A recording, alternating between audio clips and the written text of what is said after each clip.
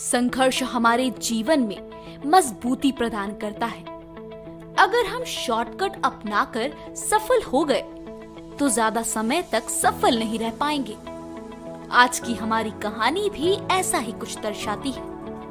एक बच्चा रोज बगीचे में एक तितली के कोकून को देखा करता था कि कैसे उसमें बदलाव हो रहा है।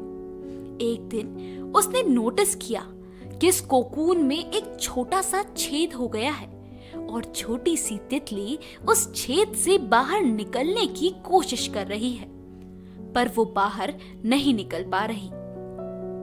उस बच्चे को लगा कि उस तितली की मदद करनी चाहिए, इसलिए उसने एक कैंची उठाई और कोकून के छेद को बड़ा कर दिया ताकि वो आसानी से बाहर निकल जाए। और आखिर में यही हुआ।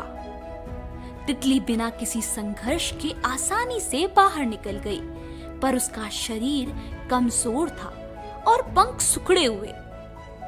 देखते ही देखते वो तड़प कर मर गई।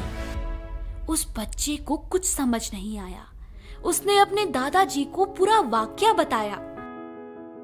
दादाजी ने बच्चे को समझाते हुए कहा कि तितली के कोकून से निकलने की प्रक्रिया प्रकृति ने इसलिए कठिन बनाई है ताकि उसके शरीर में मौजूद तरल पदार्थ उसके पंखों में पहुंच सके और वो छेद से बाहर निकलते ही उड़ पाए।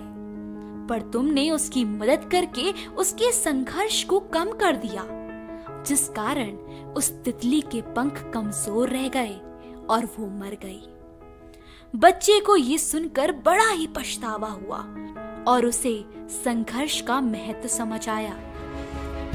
ठीक इसी प्रकार अगर आप भी अपने जीवन में शॉर्टकट का इस्तेमाल कर सफलता पाने की कोशिश करेंगे तो एक बार सफल जरूर हो जाएंगे, पर हर परिस्थिति से लड़ने की शक्ति आप गवा बैठेंगे।